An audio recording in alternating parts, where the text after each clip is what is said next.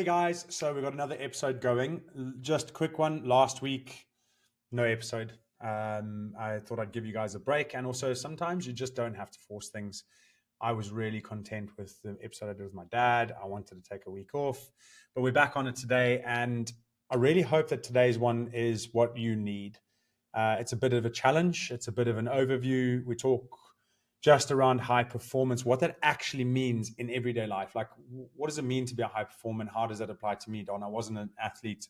I've never got any high level in sports, but actually I wanted to find that so that you can embody all the same principles and realize how much of a difference it can make to your life if you start to apply those standards to you and your family and their future and your future and just everything that you do. That's the direction we want to go.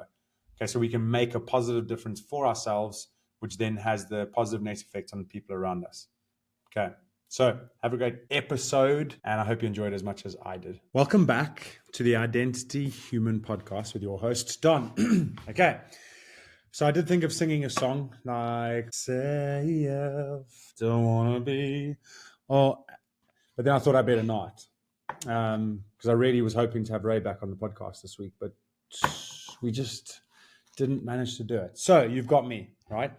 But that excites me because then it gives me an opportunity to learn while I talk and hear myself talk and then reflect and then, I hope that whatever message goes out to the universe gets interpreted the way that it needs to by whoever is listening to make a solid, impactful effect in your life in one small way over and over and over again till butterfly effect takes over, or the Fibonacci sequence effect takes over in that ratio. I taught my kids that last week, and it was quite interesting to see how they grasped it.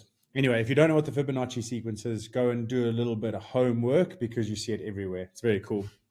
Anyway, on to today's podcast. So what are we talking about today? Well, I did exercise yesterday, and in it, I was like, oh, that's a great idea. So I was like, okay, I need to write that down. And then I didn't write it down. And then the idea went. So I don't have that idea from yesterday. What I do have is the sentence of who you are when nobody is watching is more important to me than who you are when everyone is watching. And I was doing a little bit of digging. I'm really looking at how, with the next iteration of Unshakable, when we do the 5-day challenge, and we get people going through it, I have to really focus in on what is the exact problem that we solve. How do I help you transition into what's transformation at the end? One of the biggest things, and there's constant iterations going on. You have to constantly think about how you market a message, because essentially what I'm trying to do is have maximum effect on the people that trust me to be their guide, or to trust the brand of Identity Human to be something that they think is, or they perceive as an authority.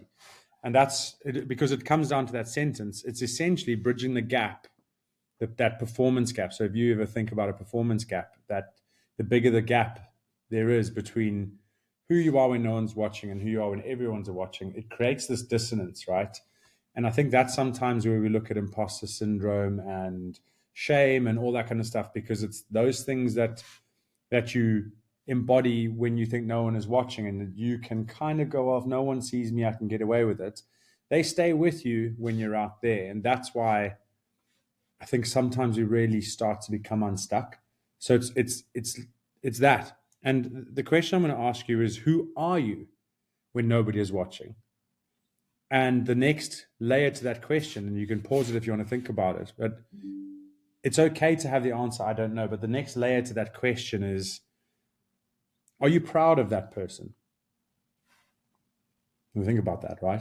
Are you proud of the person that you are when nobody is watching? As in, when you go home and you're no longer working for your job or your business, and you don't have the kids around because they're asleep or they've gone on a magical 2-day holiday somewhere, and your spouse has gone with them, or whatever the reason may be, you're now left on your own, and it's just your own company, and you're not distracted by having to do the next thing.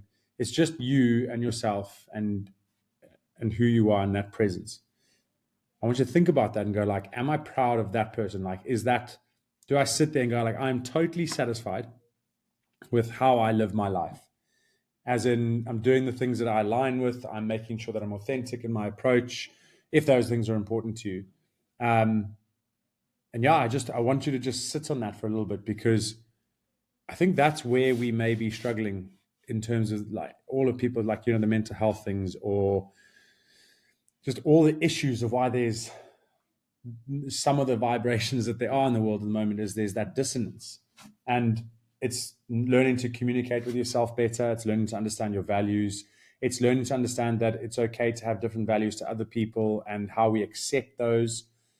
Because I listened to a book called Existential Kink, and it's a very good book, but a lot of it is going on about, we judge others how we judge ourselves. As above, so below. As without, so within. And it's such a hard, powerful concept to really reflect on, because there are sometimes you see things in someone else and you can judge them, hate on them, gossip about it, whatever it is. But what you don't realize, and it's hard, this is because if it was easy, everyone would know, oh, that's not a thing, Don. That's like taking a breath. And everyone knows how to breathe, right? It's when you do that, that's in you to see. You're either intolerant of it within yourself, or you don't recognize that it's within you. That's even worse. So how do you get to a point where you can start to recognize that as above, so below? The way we judge others is the way we judge ourselves. And the things that trigger us in the external world are things that are unhealed or are within us. That's what we've got to try and get onto. And if we all went on that journey, it's not going to be perfect.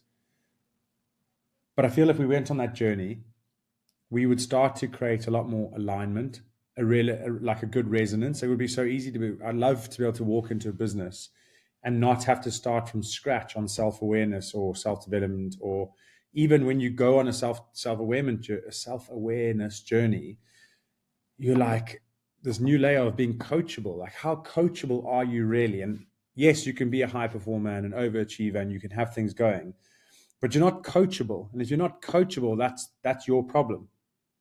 So how do you start to recognize all these different layers that start to come with an experimental journey into self-awareness and whatever it is you want to journey on? And the reason that you're listening to this podcast is because it does resonate with you. Is how do you get yourself coachable? And I think one of the things is starting to, like, you hear it in churches and in other aspects, but it's like that surrendering of self. And it's just like, just let go of your expectations, let go of the things you think you are, let go of the things that you need to be, and all that kind of stuff. And just allow things to happen for you, allow things to come towards you. Now, I actually had a good distinction. I was sending someone a voice note that had done the Unshakable course. He's one of my favorite people, right? And I said to him, what I didn't realize at the time, but just the more I learn, the more I start to like link things from then, is he was very coachable. Now, coachable, I used to think coachable was like, oh, you don't have much about you, so you're just trying to learn. Like a kid can be coachable, right? That's not really it. As I currently understand it, being coachable is being secure enough in who you are and how you do things. Essentially, how to determine faith in who you are. You have faith in who you are, but you're really willing to listen and try new things in order to see that the version of you that you have faith in can be strengthened, not changed. Does that make sense? Like, it's a slight change on a definition of how I used to think coachable. Coachable is like changing from who you are to what you want to be because you don't like who you are. So therefore, the coach, like if you're not coachable, it's you're stuck in a version of you. It's like they can work. But for me, that layer that really allows it to flow easier for me is the layer that says, I have faith in myself. So therefore, I'm going to be curious, learn more, and I'm going to do what that person tells me to do because they are telling me that if I do it, I get a certain outcome. I want to experience that. It doesn't come at the cost of, of who I am, right?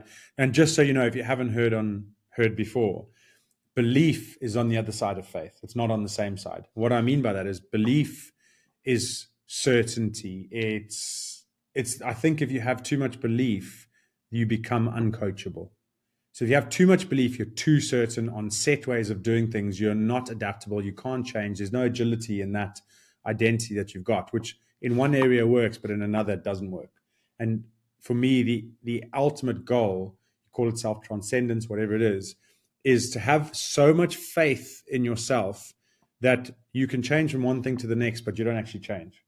Does that make sense? Like, you get curious, you get adaptable, you learn, but then it doesn't mean that you change fundamentally who you are, or that you don't like it, or you're ashamed of it. It just means that you're able to adapt, change, vary things up, but you still have this like solid faith of who you are at your core, knowing that all of this is just slightly tweaking it to be more efficient, more effective, more closer to the version of you. And the outcome then is that when you're sitting at home and no one is watching, the thoughts that you have, the choices that you make, the behaviors that you do there, they are the same as what you would have in the external world. And what it's not about bringing the external into your internal, or the opposite. It's that blend. Is like, you've got to be okay with taking bits of you that you are comfortable with when no one's watching, and bringing that into the world where everyone is watching.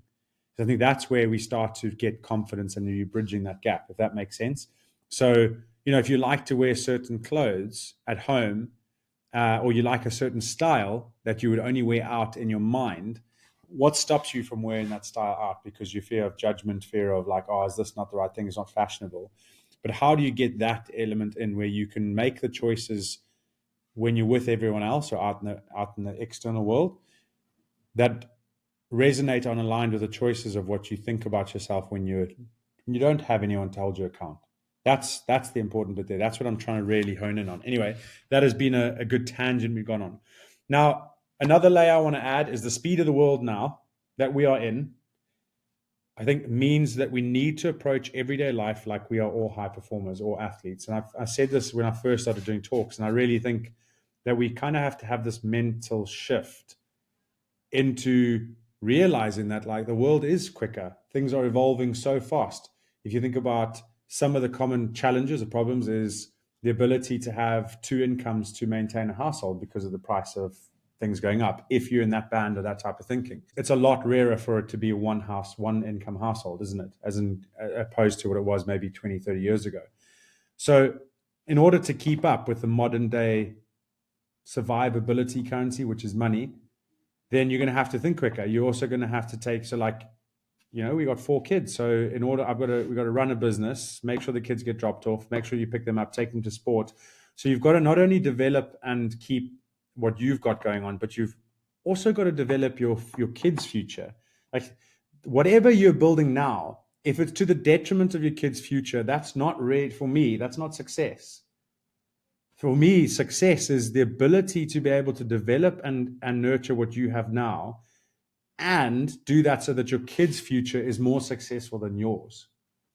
But obviously, actions speak louder than words. Kids will model what you do.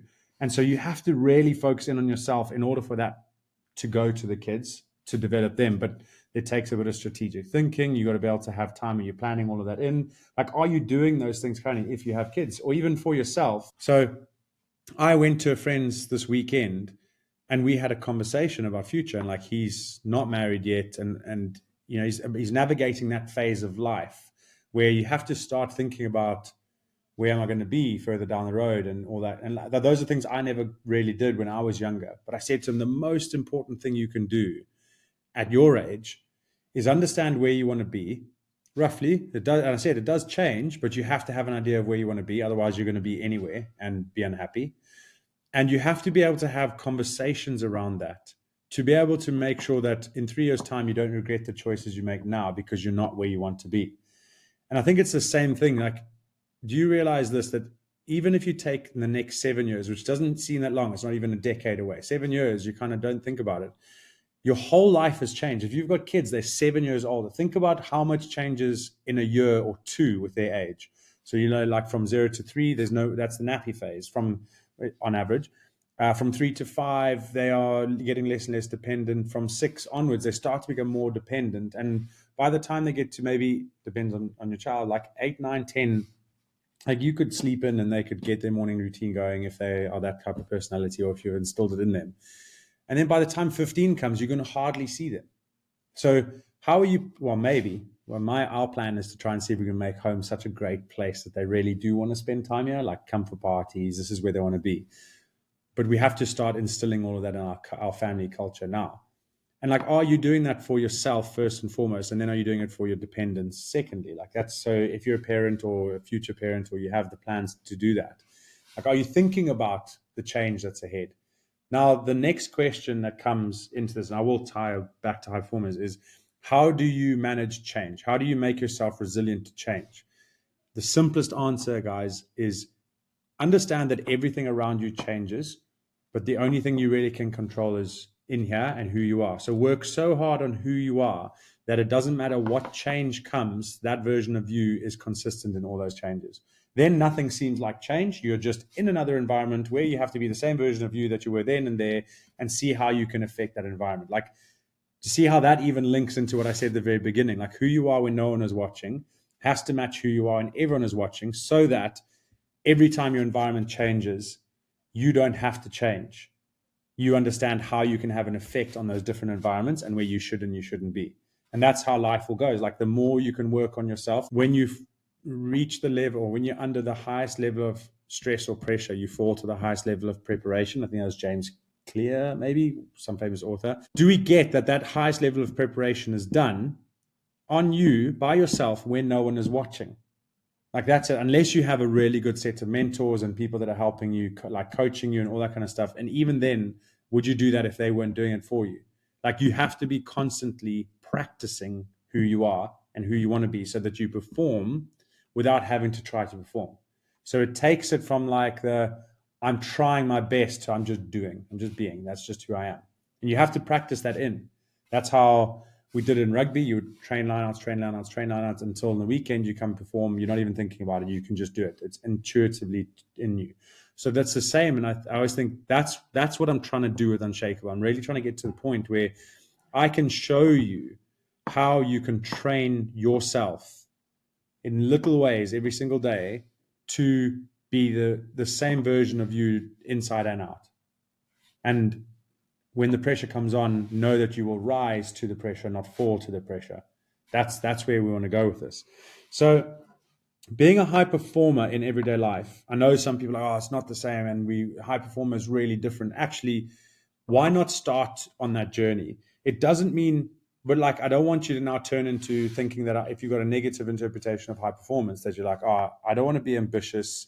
I don't want to grow those things because then I'll be unhappy, or that's too stressful, or I'll be, my relationship will suffer. So I said it doesn't mean that you're ambitious and driven at the cost of family, health, or relationships, or that you're unhappy. It's actually the opposite, because I think all of those case studies and those examples are where it's gone wrong, but we haven't looked at the people that are high performing and are healthy and have good relationships and have a happy family, right? And then they've got their ambitions that they're meeting. Like, what? Who the hell said you can't have all of them? I can tell you who's the people that didn't know how to get that, or life got in the way of them. They had different plans, and there was just some level of preparation or desire that they didn't just have, and then they made that narrative popular, which is fine, because there's a lot of people that sit in that camp. But there's also a lot of people that sit in the other camp where they do have it all. And it's at every level. And I don't mean all as in the billions or the millions. I mean, like, they live the life that they want to live. So whatever level of wealth they want, they have that. And they have family, and they've got relationships, right? So whether that's £10,000 a year, £100,000 a year, £500,000 a year, £1 million, £2 million, whatever, and you're the wealthiest people, at every level, you will find examples for both. The ones that do have it all, family, wealth, relationships. I know that everyone has something that they're unhappy with, but you also have people that are unhappy at that same level. So which narrative are you choosing to look at to reinforce your current direction? And one of the questions was that I was going to ask today is, what's getting in your way? And I can promise you, if you started to, actually, I'll give you a second. What's getting in your way of achieving what you want to achieve? If you thought anything other than yourself, that's where we've got to work on. And it doesn't mean it's easy. Like, I've got so many blocks that I'm trying to work on, and, limiting beliefs that I know are there, but I just don't know how to get them aside yet. But I also know that I had so many more 6 months ago, and I had different ones 6 months before that. So you have to go on this journey when it's like unwrapping a knot. You go one bit, one bit, one bit, one bit, and eventually it's a straight line. It's like fishing wire. I love unwrapping a knot. and fishing wire or string. Like Ray always, if she's got anything wrong that's knotted up like a necklace, she brings it to me and she's like, I don't know how you have the patience for that. That's because it's so satisfying. You undo one to undo the other to undo the other, and eventually it all comes apart to be a nice, straight, pretty necklace again, or a string. And then everyone's so impressed. They're like, oh, I did. I'm like, you're just one bit at a time. And I think you've got to approach yourself the same way as you can undo one bit at a time that's holding you back. And again, why do I emphasize performance? Because I had a client phone me yesterday and say, oh, Don, I don't want you to feel like I need this therapy session. And I said, listen, it is what it needs to be, but I'm going to keep you moving forward, but I'll still listen to you, because in order for you to move forward, you have to know what's holding you back. You don't have to look at everything that's holding you back to keep you where you are. You have to look at what's holding you back from keeping you forward.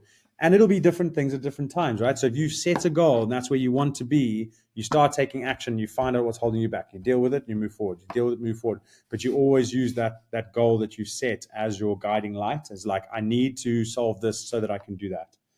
You don't just go, oh, I just feel like living in despair and all the things that are holding you back, because you're going to get stuck. And I promise you, if you get into that space and you don't have the right people around you, you're going to have people that reinforce the reasons why you should be in there. Oh, yeah, you're not as strong as maybe you're not as strong as people think you are, and that's okay. Like, you just need a bit of love, and yes, there's a time and a place for that, but not every single day for the next 5 years to make sure you feel good.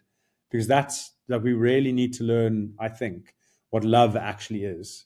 And there's a very big difference between loving someone and being nice because you don't want to upset their feelings.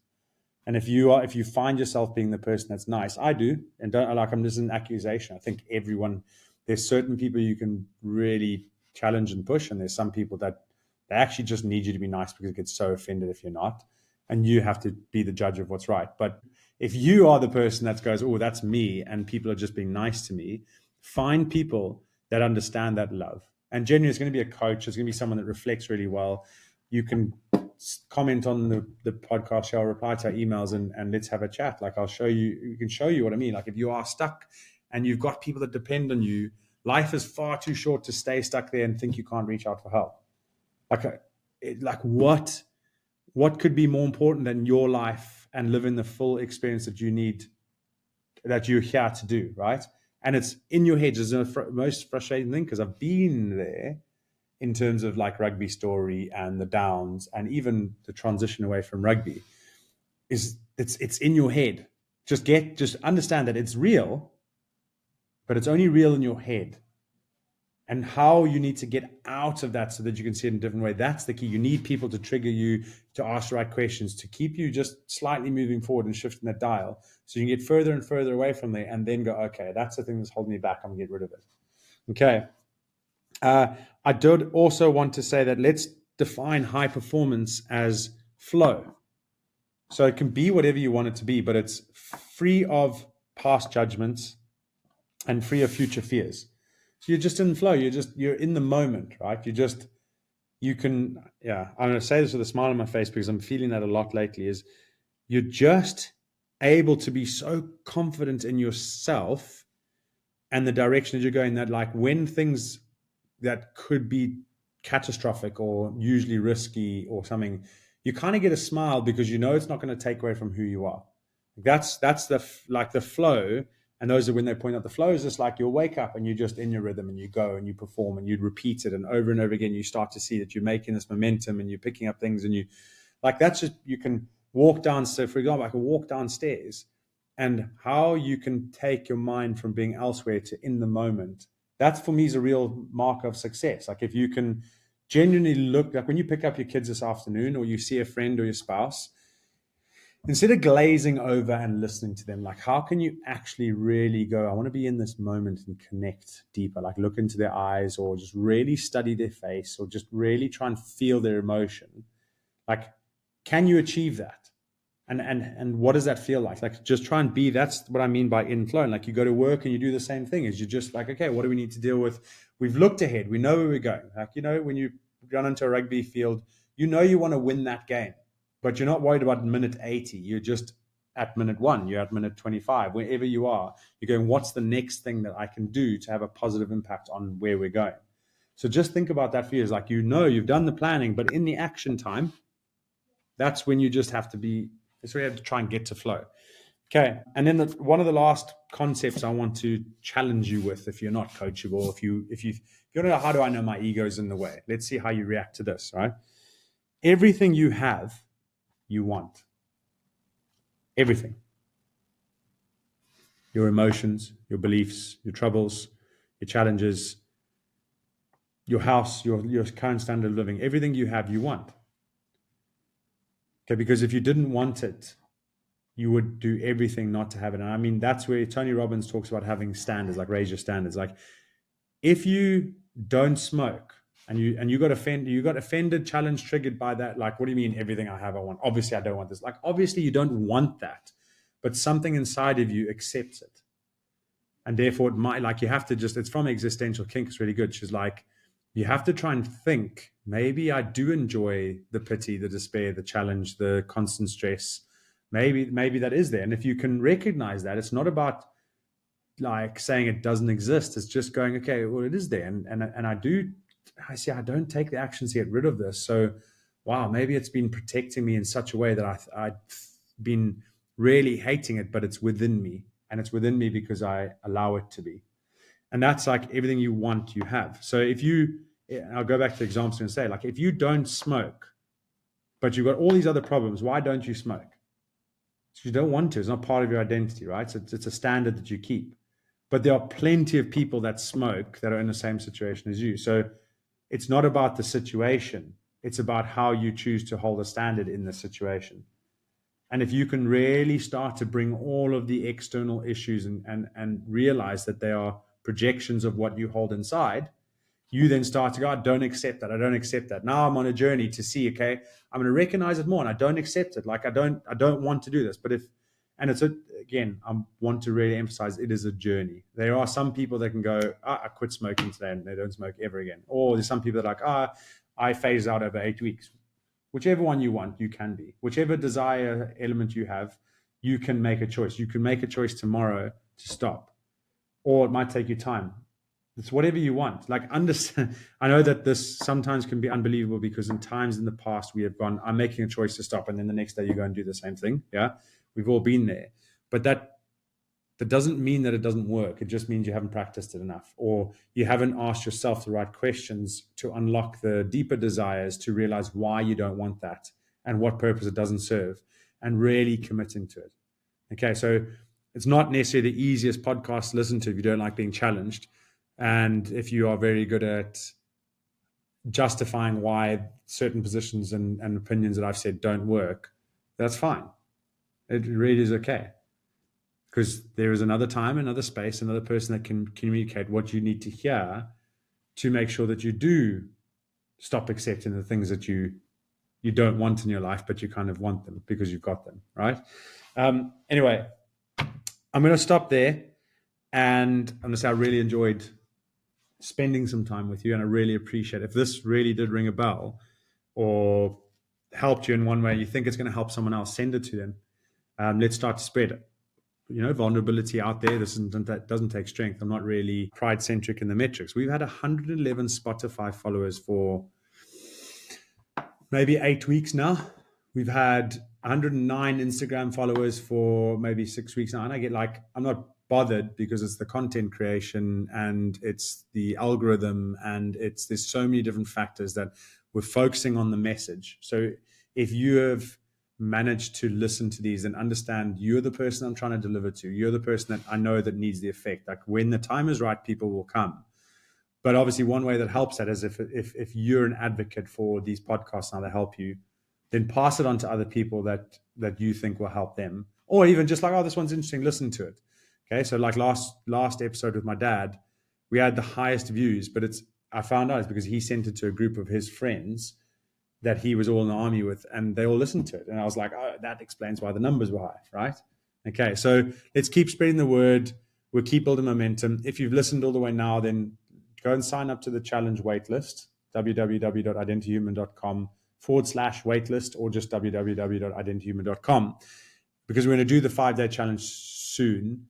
And I really want to nail it. Like I want it. That's free. There's a course that's after that, but I really want to make that 5-day challenge something that you'll remember for the rest of your life. so that eventually you come back to the course or me and you go, Don, it's great. I need to go to the next level. And that's where I want to get you on. Okay. So thank you very much. Remember, Ubuntu, we are who we are through others. I'll work on me for you if you can work on you for me. Have a great day. Bye.